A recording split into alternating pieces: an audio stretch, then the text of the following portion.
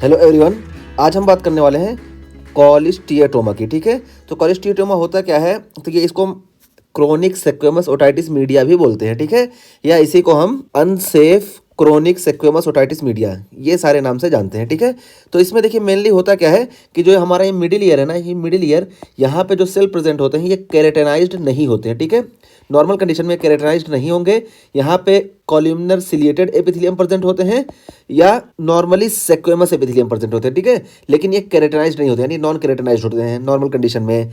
लेकिन इस कॉलिस्टियोटोमा की कंडीशन में क्या होता है कि यहाँ ये जो मिडिल ईयर हमारा है इसमें हमें केरेटिनाइज्ड सेक्वेमस एपिथेलियम देखने को मिलता है। और ये क्यों देखने को मिलता है आगे हम बात करते हैं।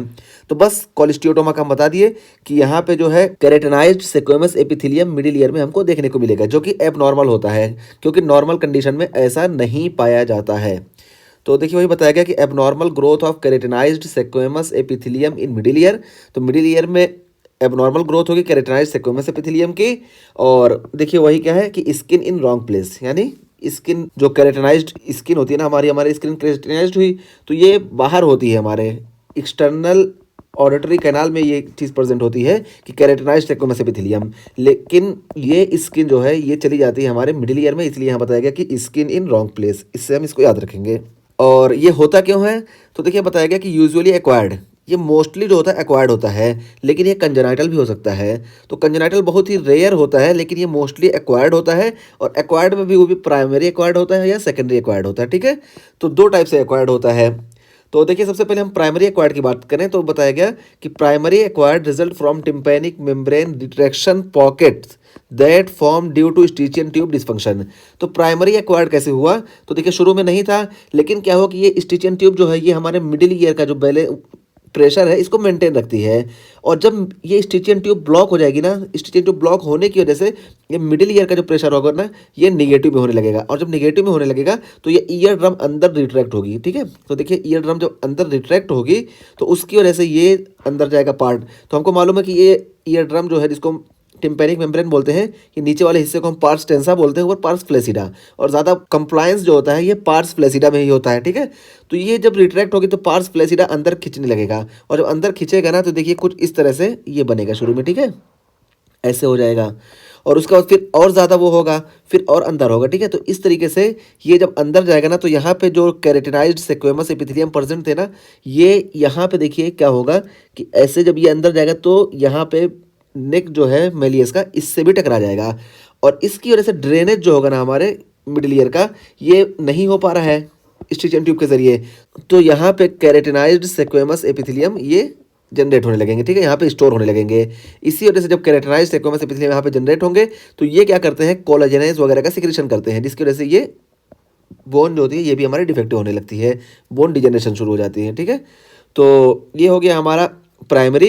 तो वही कि primary acquired result from tympanic membrane retraction. तो जब ये ब्लॉक हो जाएगा टिम्पैनिक मेम्ब्रेन रिट्रैक्ट कर जाएगी, इसकी वजह से क्या होगा स्टिचियन ट्यूब से जो ड्रेनेज हो रहा था वो भी नहीं हो पाएगा। और यहाँ पे जो केरेटिनाइज या केरेटिनाइजेशन हो रहा था ये ड्रेन नहीं होगा और यहाँ पे हमको सेक्वेमस केरेटिनाइज्ड एपिथेलियम देखने को मिलेगा। ठीक है, तो ये हो गया हमारा प्राइमरी एक्वायर्ड।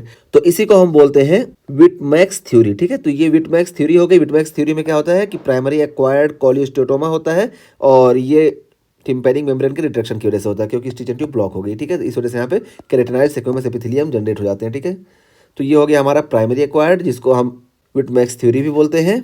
और सेकेंडरी एक्वायर्ड की अगर हम बात करें तो देखिए secondary acquired result from tympanic membrane perforation. तो सेकेंडरी एक्वायर्ड कैसे होता है? तो ये टिम्पैनिक मेम्ब्रेन के परफोरेशन की वजह से होता है due to otitis media that permit migration of squamous epithelium to middle ear. तो ये देखिए हम पहले ही बता चुके कि यहाँ पे जो है हमारा केरेटिनाइज्ड सेक्वेमस एपिथेलियम प्रेजेंट होता है। ठीक है, तो यहाँ पे जब ये प्रेजेंट हुआ ना एक्सटर्नल ऑडिटरी कैनाल में, और यहाँ पे क्या होता है कि यहाँ पे देखिए मार्जिनल परफोरेशन हमको टिम्पैनिक मेम्ब्रेन में देखने को मिलता है। और जब मार्जिनल परफोरेशन देखने को मिलेगा तो इस वजह से क्या होगा कि यहाँ से ये जो केरेटिनाइज्ड एपिथेलियम है ये माइग्रेट करके अंदर चले जाएंगे। ठीक है, जब यहाँ से माइग्रेट करके अंदर जाएंगे तो अंदर भी हमें केरेटिनाइज्ड सेक्वेमस एपिथेलियम देखने को मिलेगा। तो इसी वजह से यहाँ पे इसको हम बोलते हैं हेबरमैन्स थ्योरी ऑफ माइग्रेशन। देखिए यहाँ पे हम इसको बता रखे हैं, ठीक है। देखिए हेबरमैन्स थ्योरी ऑफ माइग्रेशन तो ये है कि secondary acquired result from tympanic membrane perforation. तो टिम्पैनिक मेम्ब्रेन में होल हो जाएगा, वो भी मार्जिनल होल होता है, ठीक है। यहाँ पे अगर ये जो है सेंट्रल अगर परफोरेशन हो रहा है तो ये हमें केरेटिनाइज्ड सेक्वेमस एपिथेलियम मिडिल ईयर में नहीं देखने को मिलेगा। यानी कॉलिस्टियोटोमा हमको अगर परफोरेशन बीच में हो रहा है तब नहीं देखने को मिलेगा। क्यों? क्योंकि यहाँ पे जो है ना कॉन्टैक्ट इनहिबिशन हो जाता है और इस वजह से इधर से केरेटिनाइज्ड सेक्वेमस एपिथेलियम इधर अंदर नहीं जा पाते हैं। लेकिन जब ये मार्जिनल होता है ना तो ये आसानी से इधर माइग्रेट कर जाते हैं, क्योंकि यहाँ पे कॉन्टैक्ट इनहिबिशन कुछ नहीं होता है। तो ये चीज़ हम बता दिए। तो ये हो गया secondary acquired result from tympanic membrane perforation. Tympanic membrane perforate होगी, और क्यों परफोरेट होगी? ओटाइटिस मीडिया की वजह से, that permit migration of squamous epithelium to middle ear. तो ये सेक्वेमस एपिथेलियम जो यहाँ पे है केरेटिनाइज्ड, इसको ये परमिट कर देती है और ये चला जाता है मिडिल ईयर में। इस वजह से हमको केरेटिनाइज्ड सेक्वेमस एपिथेलियम मिडिल ईयर में हमको देखने को मिलता है। और यहाँ पे भी वही सेम चीज़ की, जब ये केरेटिनाइज्ड सेक्वेमस एपिथेलियम यहाँ प्रेजेंट हो जाएगा मिडिल ईयर में, तो फिर ये कोलेजनेज वगैरह सिक्रेट करेंगे और ये ऑस्टियोक्लास्ट की एक्टिविटी को बढ़ा देंगे, जिसकी वजह से ये जो है ना ईयर ऑसिकल्स इन सबको डैमेज करने लगेंगे। इसी वजह से हमको कंडक्टिव हियरिंग लॉस भी देखने को मिलेगा, ठीक है। तो कॉलिस्टियोटोमा में हमको ये सारी चीज़ें देखने को मिलेंगी। और उसके आगे देखिए क्या बताया गया, क्लासिकली प्रेजेंट विद पेनलेस ऑटोरिया। तो पेनलेस ऑटोरिया इसमें हमको देखने को मिलेगा, ठीक है। ये इसका क्लासिकल प्रेजेंटेशन है। और में इरोड्स ऑसिकल, वही हम बताया कि ये ऑसिकल को भी इरोड्स कर देंगे। क्यों? क्योंकि ये कोलेजनेजेस का सिक्रेशन करते हैं जो कि ईयर ऑसिकल्स को डैमेज कर देंगे, ठीक है। इसी वजह से कंडक्टिव हियरिंग लॉस हमको देखने को मिलेगा। तो ये हम कॉलिस्टियोटोमा की बात कर लिए। इसको हम क्रोनिक सेक्वेमस ओटाइटिस मीडिया भी बोलते हैं, या अनसेफ क्रोनिक सेक्वेमस ओटाइटिस मीडिया भी बोलते हैं, ठीक है। तो ये सारे इसके नाम हो गए। इसमें मेन क्या होता है कि केरेटिनाइज्ड सेक्वेमस एपिथेलियम ये मिडिल ईयर में प्रेजेंट हो जाता है, हालांकि नॉर्मल कंडीशन में ऐसा नहीं होता है। और इसका सबसे पहला क्या है कि दो टाइप हम कर लिए, कि कंजेनाइटल या तो एक्वायर्ड। तो ये जो कंजेनाइटल होता है ये बहुत ही रेयर होता है, एक्वायर्ड मोस्टली होता है। और एक्वायर्ड में दो टाइप से, ठीक है।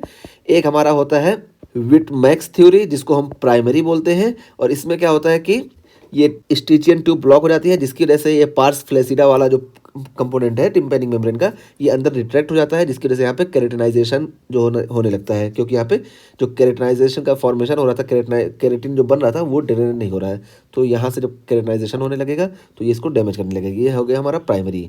और सेकेंडरी क्या होता है कि ये टिम्पैनिक मेम्ब्रेन में होल ही हो जाए, ठीक है। ओटाइटिस मीडिया हुआ, ओटाइटिस मीडिया की वजह से ये पार्स फ्लैसिडा वाले कंपोनेंट में, यानी ये जो है देखिए ये जो किनारे वाला कंपोनेंट है, यानी जिसको हम मार्जिनल बोलते हैं, ठीक है। तो मार्जिनल कंपोनेंट में कहीं होल हो जाएगा, जिसकी वजह से ये सेक्वेमस एपिथेलियम जो कि केरेटिनाइज्ड था एक्सटर्नल ऑडिटरी कैनाल में, ये अंदर माइग्रेट कर जाएगा और यहाँ पे हमको केरेटिनाइज्ड सेक्वेमस एपिथेलियम देखने को मिलेगा। और इसी को हम बोलते हैं सेकेंडरी एक्वायर्ड कॉलिस्टियोटोमा, ठीक है। और इसको एक और नाम से जानते हैं, क्योंकि ये माइग्रेट कर रहा है, तो इसको हम जानते हैं हेबरमैन्स थ्योरी ऑफ माइग्रेशन, ठीक है। तो देखिए यहाँ पे हम बता दिए कि ये जो प्राइमरी होता है इसको हम विटमैक्स थ्योरी बोलते हैं, और इसमें ये हुआ कि रिट्रैक्शन की वजह से हुआ, स्टिचियन ट्यूब ब्लॉक होने की वजह से। और जो सेकेंडरी होता है इसमें माइग्रेशन होता है मार्जिनल परफोरेशन की वजह से, इसी वजह से इसको हम जानते हैं हेबरमैन्स थ्योरी ऑफ माइग्रेशन के नाम से, ठीक। तो ये हमारा टॉपिक कंप्लीट हुआ।